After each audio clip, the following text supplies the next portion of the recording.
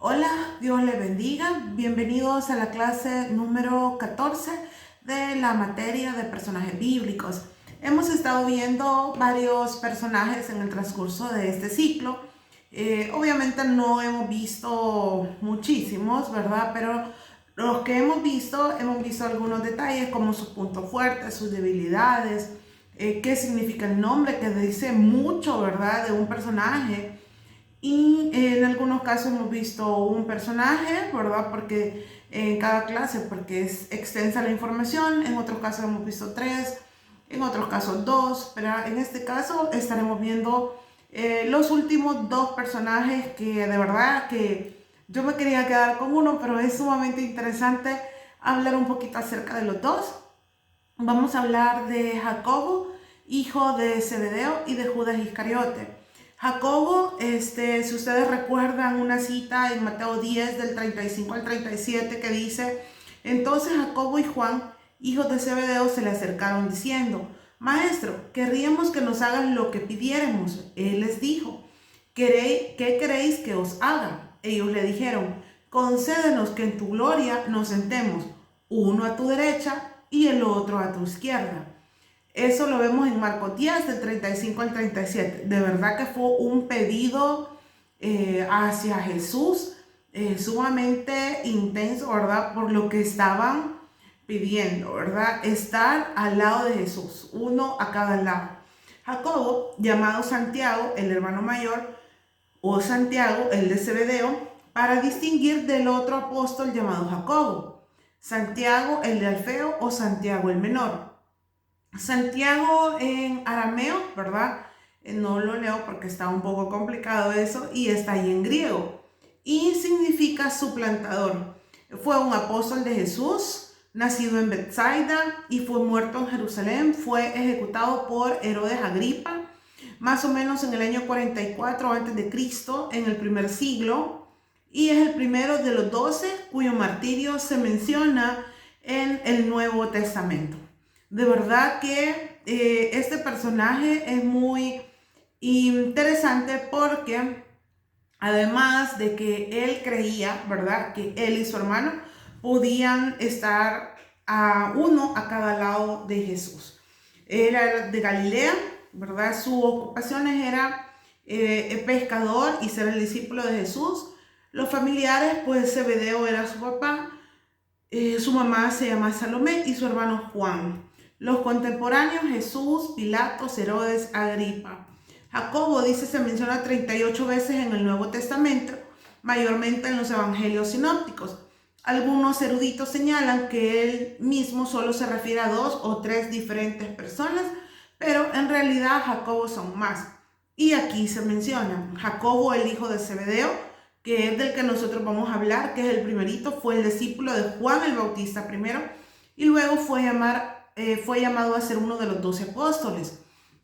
Eso lo vemos en Mateo 4, del 21 al 22, Marcos 1, del 19 al 20. Mi sugerencia de siempre es que ustedes puedan buscar, ¿verdad?, estas citas y leerlas y luego continuar, ya sea con el video o leyendo su separata. Dice: Jacobo, Juan y Simón.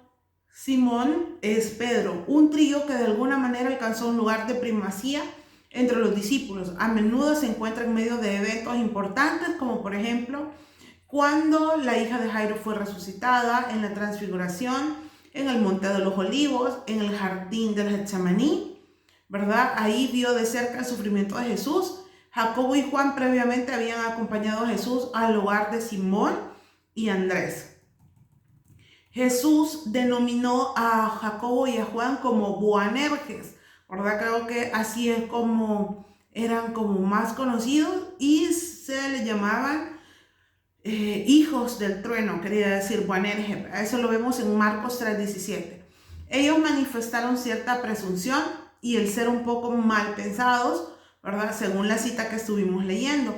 El nombre de Jacobo no se menciona para nada en el cuarto evangelio, es decir, en Juan, ¿verdad? Luego tenemos otro Jacobo, el hijo de Alfeo. Jacobo el menor, el hijo de una mujer llamada María. Jacobo, el hermano de Jesús.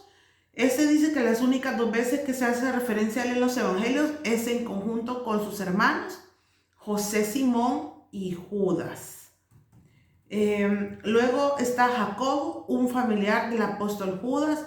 A este Judas, ¿verdad? No Judas Iscariote, se le nombra Tadeo en los evangelios de Mateo y Marcos. Jesús separa a 3 de sus discípulos para una preparación especial. ¿Quiénes eran? Jacobo, su hermano Juan y Pedro. Y aquí es donde es la razón por la que yo quería compartir acerca de Jacobo. Porque ¿quién fue Pedro? ¿Quién fue Juan? Y ahora podemos decir quién fue Jacobo. En realidad sí tuvieron bastante protagonismo estos 3 discípulos, ¿verdad? Que el Señor había elegido. Él veía en realidad lo que ellos iban a llegar a ser, ¿verdad? No lo que eran en ese momento. A la larga, cada uno jugó un papel clave en la iglesia primitiva y por eso me llamó mucho la atención que podamos estar estudiándolo. Dice, Pedro llegó a ser un gran predicador, Juan se convirtió en un importante escritor, el discípulo amado, y Jacobo fue el primero de los 12 en morir por su fe. Se puede imaginar, jamás negó que él buscará a Jesús. La forma en que los nombres de Jacobo y Juan se mencionan juntos indican que Jacobo fue el hermano mayor. Zebedeo, su padre, era propietario de un negocio de pesca. Eso lo vemos en Marcos 1, del 19 al 20. Posiblemente tuvo conexiones comerciales en Jerusalén, donde trabajaron con Pedro y Andrés. Juan y Jacobo fueron socios de Andrés y Pedro en un negocio de pesca en Capernaum. Al principio ellos trabajaban medio tiempo y viajaban otro medio tiempo con Jesús. Ellos vieron los primeros milagros de Jesús, luego Jesús les llamó a ser compañeros de tiempo completo.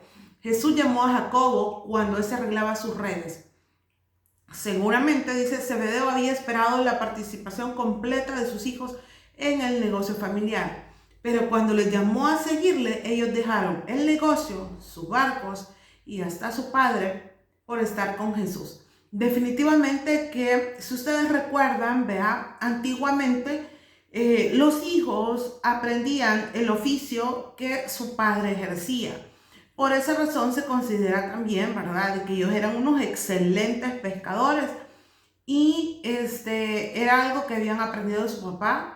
Y era muy importante darse cuenta que cuando decidieron a seguir a Jesús al tiempo completo, dejaron todo eso. Dejaron, dice aquí, su negocio, sus barcos y su familia. Y yo creo que muchas veces en la vida real suceden esas cosas, porque a veces seguir a Jesús, yo conozco a alguien, ¿verdad?, que sé que no es fácil para esa persona seguir a Jesús porque toda su familia no lo hace. Entonces, esa persona no puede venir como abiertamente voy para la iglesia porque es cuestionada. Y lo que hace es conectarse a través de las redes sociales, escuchar la palabra, ¿verdad?, a través de redes sociales, estudiar la palabra, hacerlo de manera individual para no generar ese conflicto. Yo sé que no es fácil, ¿verdad?, pero va a llegar a un punto en donde Dios la va a bendecir tanto que va a poder ser independiente y va a poder tener su propio espacio donde no va a ser cuestionada por el tipo de cosas que ella quiere hacer un día domingo, por decirlo, que esa persona quiere hacer. Entonces, vemos que Jacob, ¿verdad?, sí fue de verdad muy contundente en dejar todas esas cosas. Jacob fue uno de muchos en morir por el evangelio. Estuvo dispuesto a morir. En Hechos 12:2 se menciona, porque sabía que Jesús conquistó la muerte y que era solo la puerta de entrada a la vida eterna. Nuestras expectativas acerca de la vida serán limitadas si no podemos ver más allá de esta vida. Jesús prometió vida eterna a los que desean seguirle. Si creemos esta promesa, Él nos dará ánimo para permanecer firmes aún en tiempos difíciles. Definitivamente que eso es lo que nos mueve, ¿verdad? También saber que Él está preparando moradas para nosotros para que en un día estemos allá todos juntos, ¿verdad?, y disfrutando de la presencia de Dios de manera permanente y alabándole. Algunos puntos fuertes de Jacobo era que era uno de los 12, fue el primero de los 12 que murió por la fe.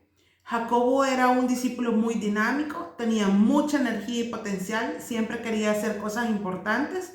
Fue una persona escogida para el Señor para ser parte de su círculo íntimo de amigos, juntamente con Pedro y Juan, y era un hombre respetable y confiable. Eso lo leemos en Mateo 17:1.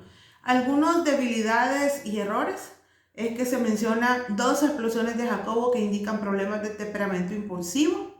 Eso lo vemos en Lucas 9:54 y egoísmo en Marcos 10:37, que fue la cita con la que comenzamos leyendo este último de Marcos, donde está lo del egoísmo. Cuando él quería un espacio definitivamente solo para él y para su hermano.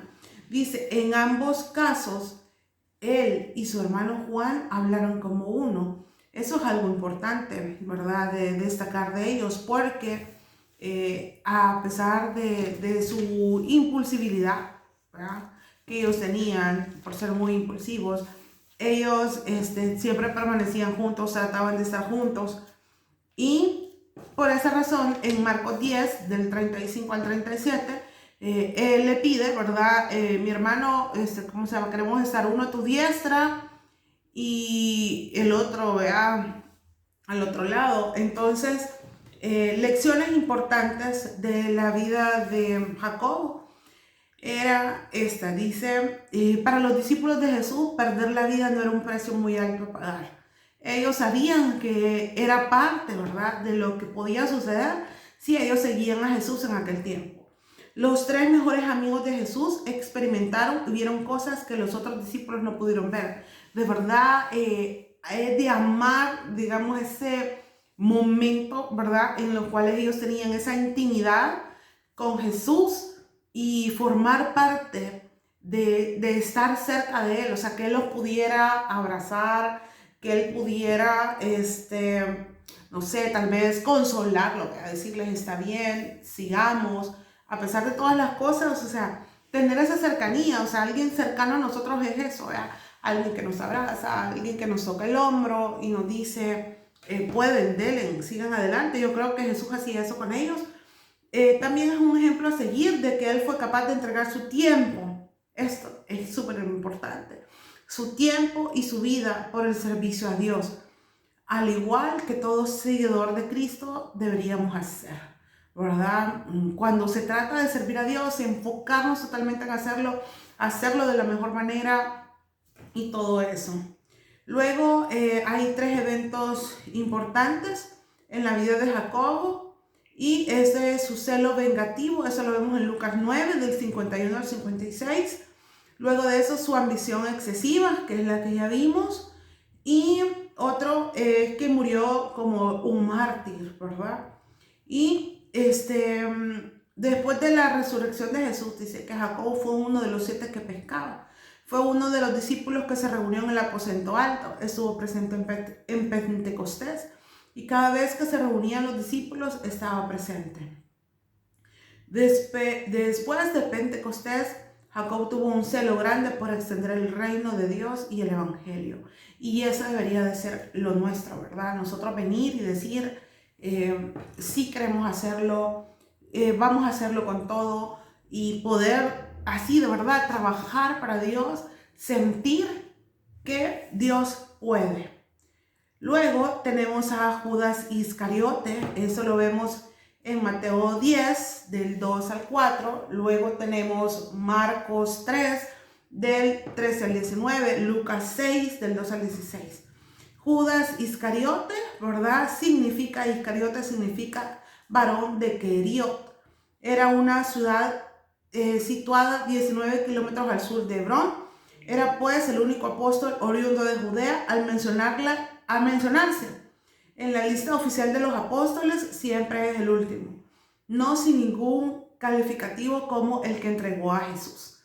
Y de verdad que mencionamos Judas Iscariote, incluso cuando alguien tiene un mal comportamiento le decimos, es de la cola de Judas, ¿verdad? Porque pensamos siempre a Judas Iscariote, asociarlo siempre con la maldad. Es de suponer, dice, que participar en la labor y misiones de los discípulos, ya que se dice que era uno de los 12. Además, fue el tesorero del grupo, quizás a causa de su capacidad administrativa. Definitivamente, tenía buenas cualidades en ese sentido. Algunos datos generales: procedencia de la aldea de Queriot, ocupación, uno de los 12 apóstoles de Jesús de Nazaret. Familiares, se menciona a su padre en Juan 6:71, que era Simón Iscariote. Contemporáneo: Jesús, Pilatos, Herodes y los 11 discípulos. Luego tenemos aquí una referencia de Judas según los evangelios, ¿verdad? Donde se mencionan en los 4. Es fácil, dice aquí, pasar por alto el hecho de que Jesús eligió a Judas para ser su discípulo. También es posible que no olvidemos que si bien Judas traicionó a Jesús, todos los discípulos lo abandonaron. Nadie habla de eso, ¿verdad? Todos hablamos del momento en cuando él lo traicionó, ¿verdad? Como los demás discípulos, Judas sufría de una persistente incapacidad de comprender la misión de Jesús. Todos los discípulos estaban con él, con Jesús, y cuando Jesús les dijo en la última cena, era como todos se pusieron: no, es que eso no va a pasar, eso no puede pasar. Yo creería, ¿verdad?, que unos con otros hablando, así, no, es que Jesús no le puede pasar eso. O sea, era incomprensible, ¿verdad?, la misión de Jesús para ellos, pero ya estaba establecido así. Dice, no entendían por qué Jesús los escogió si su misión estaría condenada al fracaso. No conocemos la exacta motivación de la traición de Judas. Lo que sí está claro es que Judas permitió que sus deseos lo pusieran en una posición en que Satanás pudiera manipularlo. Y esta es sumamente importante, porque ese detalle, porque muchas veces nosotros estamos justamente en esa posición, ¿verdad? Nos ponemos a hablar y a decir cosas y estamos dejando que Satanás llene nuestros pensamientos, ponga cosas en nuestro corazón que no deberían de estar. Entonces muchas veces nosotros abrimos el espacio para tener los malos pensamientos, para pecar con el pensamiento, porque lo hacemos definitivamente, ¿verdad? Luego dice acá, cualquiera que haya sido su plan, Judas se dio cuenta que no le gustaba el rumbo que tomaban las cosas. Por su traición fue recompensado con 30 siclos de plata, pero al poco tiempo se arrepintió de sus actos, intentó devolver las monedas a los sacerdotes que se las habían dado, y al no aceptarlas, estos las arrojó en el templo. Según Mateo, Judas devolvió arrepentido las 30 piezas de plata a los sacerdotes, pero estos se lavaron las manos del asunto, aunque determinaron emplear el precio de sangre en comprar el campo del alfarero para sepultar ahí a los extranjeros. Pero ya demasiado tarde, ante la magnitud de su traición, se suicidó ahorcándose.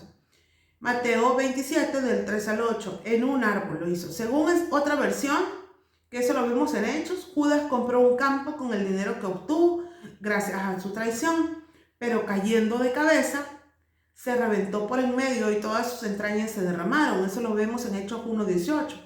Por lo que aquel campo fue llamado en su lengua Hazel-Lama, que quiere decir campo de sangre. Indistintamente como haya sido la muerte de Judas, de verdad que no me preocupa tanto, ¿verdad?, la forma en cómo él murió. Y sí me preocupa que nosotros siempre veamos el detalle de la traición de Judas, ¿verdad? Cuando nosotros debemos también examinar, ¿verdad?, y pensar un poco más qué era lo que pasaba por su mente en realidad. Y personalmente a mí de verdad me hubiera gustado que él en último momento reconociera. Es algo que no sabemos, algo que no está en la Biblia, si él se arrepintió de corazón y le pidió perdón a Dios antes de morir. No sé, pudo haber sido, pero pudo ser que no, ¿verdad? Pero de igual manera Dios usó, ¿verdad?, la vida de Judas para cumplir un propósito también. Veamos, dice acá, las ruedas del plan soberano de Dios estaban en movimiento. Cuán lamentable es que Judas haya finalizado su vida sin experimentar el don de la reconciliación que Dios pudo haberle dado mediante Cristo Jesús. Y esta es la parte que yo digo que, y ojalá pueda ser que sí, ¿verdad? Pero eso no está escrito y no lo sabremos.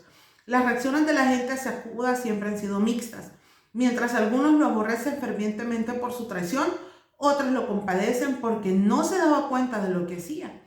Unos pocos han tratado de hacerlo un héroe por la parte que tuvo en ponerle fin a la misión de Jesús en la tierra. Otros dudan de la justicia de Dios al permitir a un hombre llevar tal culpa.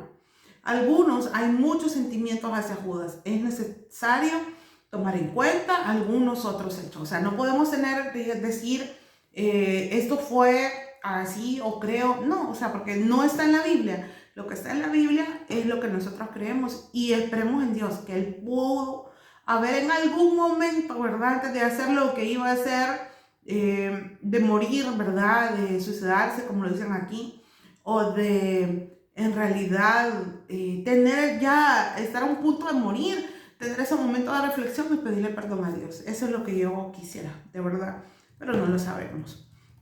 Hay una crítica popular e histórica hacia Judas que me parece muy buena, que sería, eso es como un conocimiento, ¿verdad? Aparte de historia que ustedes pueden leer. No me voy a detener en eso. Luego tenemos aquí puntos fuertes y logros de Judas, que fue uno de los 12 escogidos, el único que no era Galileo. Guardaba la bolsa de dinero para los gastos del grupo, es decir, era muy buen administrador y fue capaz de reconocer el mal que hizo al traicionar a Jesús. ¿Por qué? Porque fue y devolvió el dinero, sabía que había hecho algo mal. Por eso, a mí personalmente me cabe la duda de que en algún momento, primero Dios, ¿verdad?, haya sido así. Él se arrepintió, le pidió perdón de corazón a Dios y pues puede ser, ¿verdad?, que él se haya salvado, pero no es algo que está escrito. Luego tenemos sus debilidades y errores. Era ambicioso, traicionó a Jesús. Judas guió a los guardias a que arrestaran a Jesús hasta el lugar donde lo encontraron. Se suicidó en vez de buscar el perdón. Dice que algunos musulmanes creen que Jesús escapó a la crucifixión y que Judas Iscariote o Simón de Cirene fue crucificado en su lugar. Pero esto nada más es parte de la historia. Sus lecciones de vida es esto: los planes y motivos malos permiten que Satanás nos use en cosas peores. O sea, si nosotros estamos con un pensamiento de, ay, quizá, ¿verdad? No sé, lo voy a hacer. Nos prestamos para que Satanás use esos pensamientos en nuestra propia contra y nosotros podamos pecar. Dice, las consecuencias del mal son tan devastadoras que aún las pequeñas mentiras y errores tienen serios resultados. Los planes de Dios y sus propósitos obran aún en las peores situaciones. Definitivamente que sí. Cualquier circunstancia que nosotros podamos estar pasando y creamos que es la peor, ¿verdad?, en medio de esa situación, ahí está Dios. Y créanme que eso es primero para mi vida, ¿verdad? Porque no importa lo que nosotros podamos vivir, Dios siempre va a estar obrando y haciendo algo bueno, transformando nuestras vidas y nuestros corazones y los de las personas que nosotros amamos. Dice acá, Judas nunca haría un favor si no nos hiciera pensar una segunda vez acerca de nuestro compromiso con Dios y la presencia de su Espíritu. ¿Somos verdaderos discípulos y seguidores de Jesús o imparciales no comprometidos? Podemos escoger la desesperación y la muerte. Esta frase me encantó. O podemos optar por el arrepentimiento, el perdón, la esperanza y la vida eterna. La traición de Judas envió a Jesús a la cruz para garantizar esta segunda elección, es decir, arrepentimiento, perdón, esperanza y vida eterna. ¿Aceptaremos su don gratuito o lo traicionaremos como Judas? Esa es una gran decisión. Gracias por llegar acá al final de un ciclo más del Colegio de Teología. Bendiciones.